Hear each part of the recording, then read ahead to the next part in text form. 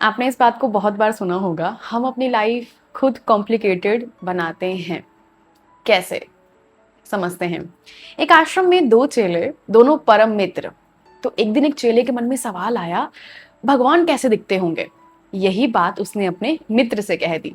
सुनो दोस्त, तुमने क्या भगवान के दर्शन किए? कैसे दिखते हैं भगवान? नहीं नहीं, मैंने तो भगवान को नहीं देखा, चेले ने उसको जवाब दिया। पर तुम ऐसा करो, तुम यही सवाल लेकर ना गुरुजी के पास जाओ। गुरुजी के पास हर सवाल का उत्तर है। अच्छा, तो ये बात सुनकर चेला चल दिया गुरुजी के पास। प्रणाम गुरुजी। गुरुजी, आज मैं आपके पास एक खास मकसद से आया हूँ। हाँ हाँ, क्या बात है, बताओ। गुरुजी, क्या आप मुझे भगवान के दर्शन करवा देंगे? मुझे उन्हें देखना है। दर्शन तो मैं तुम्हें करवा दूंगा, पर अभी ना शाम हो गई है। तुम ऐसा करो, तुम कल सुबह 10 बजे मेरे पास पहुंच जाना, हम चलेंगे भगवान के दर्शन के लिए। अब चीला ये बात सुनकर खुशी खुशी अपनी कुटिया पहुंचा और अगली सुबह जल्दी गुरुजी के पास पहुंच गया। चलें गुरुजी? हाँ चलते हैं, पर तुम मुझे एक बात बताओ, तुम्हें तो मैंने 10 बजे आने को कहा था और अभी तो सिर्फ 8 बज रहे हैं, इतनी जल्दी पहुंच गए तुम?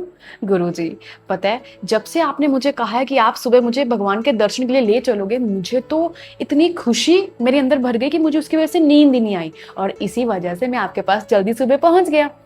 हाँ, वैसे बात भी ठीक है, भगवान के दर्शन के लिए जाना है तो क्या 10 बजे क्या 8 बजे? चलते हैं, अभी चलते हैं। पर तुम उससे पहले एक काम करो, कुटिया के अंदर जाओ, मैंने एक पोटली बांध कर रखी है, उसे उठाओ, क्योंकि वो भी हमने साथ लेकर चलना है। जी गुरुजी। चेला गया कुटिया के अंदर, पोटली ये उठा के कंधे पर। चलिए गुरुजी। दोनों चल दिए। गुरुजी एक जगह रुककर बोले, सुनो, ये पहाड़ पार करते ही हमें भगवान के दर्शन हो जाएंगे, जितना मन चाहे भगवान को फिर देखते रहना। जी गुरुजी। ठीक है, चल रहे हैं चल रहे हैं। चेला, गुरुजी, इतनी तीखी धूप है, तो क्यों ना एक जगह पर रुक कर थोड़ा विश्राम कर ले। तो फिर दोनों आगे चले, एक पेड़ आया, उसके नीचे दोनों रुक गए, विश्राम कर रहे हैं।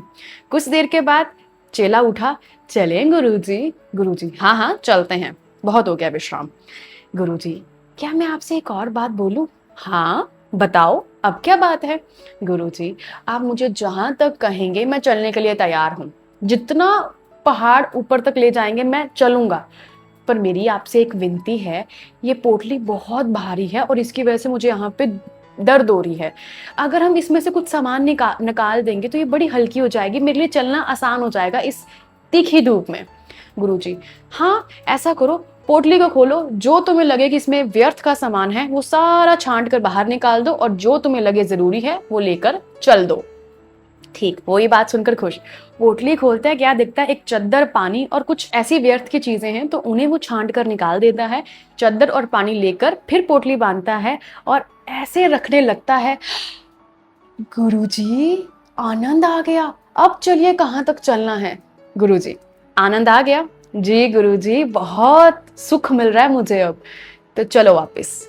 गुरुजी, हमने दर्शन को नहीं जाना भगवान के?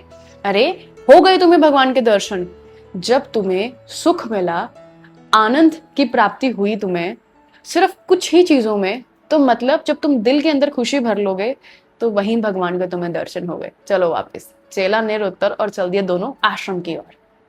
क्या समझ पाए हम कि जब हम अपनी जिंदगी में अननेसेसरी चीजों को रिमूव कर देते हैं ना, लाइफ बड़ी पीसफुल हो जाती है, सुख मिलता है हमें तब। सिंपल लाइफ जो एक जीने का मजा है ना, वो किसी और चीज में हमें आ ही नहीं सकता कभी। अपना एक्सपीरियंस शेयर करती हूँ कि मैंने कैसे देखा है कि लाइफ में हम अननेसेसरी चीज़ों को अपने दिमाग में भरते हैं और उसकी वजह से जो इम्पॉर्टेंट चीज़ें हैं ना, हम उन्हें मिस कर देते हैं। एक बार मैं अपनी फैमिली के साथ जा रही थी, तो जहाँ पे हमें एक इम्पॉर्टेंट हमारी डील थी, वो डील डन हुई। फिर हमारा ऐसा प्लान बन गया कि मंदिर चलते हैं, और उस मंदिर में हम हमेशा से, कह लो बचपन से ही जाते आए हैं। प्लान बना, अब हम जहाँ गए थे वहां से हमने गूगल मैप लगाया, तो उसका रास्ता जैसे जैसे हमें वो शो कर रहा है, हम जा रहे हैं। पेरेंट्स, नहीं नहीं, इस रास्ते पे तुम पहले नहीं आए, गलत जा रहे हो, इधर से मत जाओ, वापस पहले उधर जाओ घर की तरफ, फिर उधर से निकलो। हम बोल रहे हैं हम टेंशन मत लो, पहुंच जाएंगे हम मंदिर, आप फिक्र मत करो।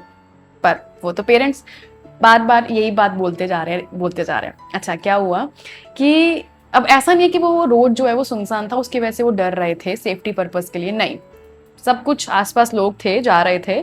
अच्छा, क्या अब जब वो ज़्यादा टेंशन में आ गए तो मेरे भाई ने इतनी अच्छी बात बोली जो मुझे आज तक याद है, मैं इसे अप्लाई भी करती हूँ अभी लाइफ में अपनी।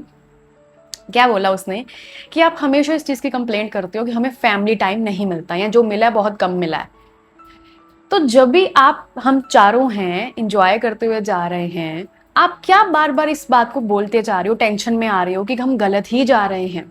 और अगर हम गलत चले भी गए तो क्या होगा? पूछ लेंगे वहां पे, हम वापस आ जाएंगे। अभी आप वेदर देखो कितना अच्छा है, आसपास खेत इतने बढ़िया लहरा रहे, हवाएं चल रही हैं, आप इस मूवमेंट को जी क्यों नहीं रहे? प्रेजेंट में आओ, आप इसे एंजॉय करो। गलत चले भी जाएंगे, थोड़ा टाइम लग भी गया तो क्या हो गया? आपने किसी को आगे टाइम दे रखा है। एंड मुझे सीरियसली उसकी बात इतनी सही लगी कि बिल्कुल सही बात। हम अभी को क्यों नहीं जी रहे, क्यों अननेसेसरी चीजों में ध्यान दे रहे हैं, ये हो जाएगा वो हो जाएगा ऐसे वैसे। रिसेंटली अभी मेरे साथ क्या हुआ, मैं और मेरी फ्रेंड शॉपिंग के लिए गए एंड हमने जो डिसाइड किया था कि ये बाय करना है, हमने वो किया। अच्छा, अब हम मॉल में थे तो उसने बोला कि ऐसा करते हैं, एक बहुत बड़ा क्लोथिंग ब्रांड है, यहाँ चलते हैं, यहाँ से ना देखते हैं कलेक्शन क्या नई आई होगी। तो मैंने बोला नहीं, हम नहीं जाएंगे। तो नहीं, देख लेते ना एक बार। तो फिर मेरा आंसर था नहीं, हमने नहीं जाना। अब मैंने ऐसा क्या क्यों बोला, जैसे हम घर से निकले हैं तो हमारे पास एक सेट ऑफ अमाउंट हम लेकर गए हैं कि हमने इतना जो है वो स्पेंड करना है आज, ठीक है, शॉपिंग करनी है, ये बाय करना है, वो हमने कर लिया था ऑलरेडी। अब वहां हम क्यों जा रहे हैं? सिर्फ अपना टाइम वेस्ट करना है। पहले भी ऐसा हो चुका है, जब वो वहां जाती है तो जैसे लेट से उसने एक ड्रेस पसंद की, उसका प्राइस ज्यादा है, वो ड्रेस के साथ तो जा नहीं रहा, पर उसे ड्रेस पसंद आ गई है। अब वो जब वापस आती है तो सोचती रहती है यार वो ड्रेस कितनी अच्छी थी, इन्होंने इतनी महंगी क्यों लगाई हुई थी। ड्रेस का मुझे डिजाइन एंड सब कुछ बड़ा पसंद आया, ठीक है, जब सेल लगेगी ना मैं तब लूंगी उसको। तो इस वजह से मैंने उसको वहां जाने से मना किया था। क्यों हमने अननेसेसरी चीजों को अपनी लाइफ में ऐड ऑन करना है? ऑलरेडी इतना हमारी आजकल लाइफ में चीजें उथल पुथल चली हैं, सिचुएशंस ऐसी चली हैं, तो क्यों अननेसेसरी हम और ऊपर उसके डाल रहे हैं कि ये भी, क्योंकि फिर उसने रिग्रेट में रहना होता है, मुझे पता है उसका ये पैटर्न। तो फिर मैंने पहले ही इस वजह से बोल दिया कि हम वहां नहीं जाएंगे। आप इस चीज को इमेजिन करो, एक रूम में हो आप एंड रूम सारा भर रखा है चीजों के साथ, नो मैटर कि वो कितनी अच्छी कितनी सुंदर डेकोरेटिव आइटम्स है, बस भरा हुआ है। आप कुछ टाइम के बाद ना फेडअप हो जाओगे आसपास इतना कुछ देखकर। तो सोचो हमारा दिमाग और दिल में हमने कितना कुछ भरा हुआ है, इसने ये कह दिया, वो चीज ऐसी हो गई, अननेसेसरी चीजें, और हमारी एनर्जी हम इन पे ही वेस्ट कर देते हैं। फिर सोचते हैं यार हमारा जो लाइफ का एम है वो हम अचीव नहीं कर पा रहे, क्योंकि जो उसके लिए मेहनत चाहिए, पूरी डेडिकेशन चाहिए, वो हम वेस्ट कर रहे हैं इन चीजों में जो हमारी लाइफ में कोई मैटर ही नहीं करती।